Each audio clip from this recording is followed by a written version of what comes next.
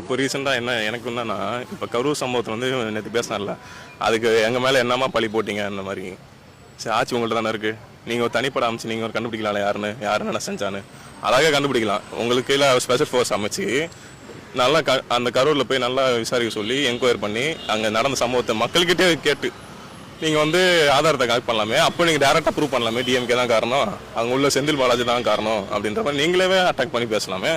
எதுக்கு வந்து இன்னமும் பழி போட்டுருக்கீங்க? ஆட்சிக்கு வந்துட்டீங்க. இப்போ நீங்கள் கரண்ட் பவரில் இல்லைனாலுமே நீங்கள் வந்து பழி போட்டாங்க, அவங்கள ஆளுங்கட்சியாக இருக்காங்கன்ற ஒரு இது வந்துடும். இப்போ நான் ஆளுங்கட்சி நீங்கள் தான்.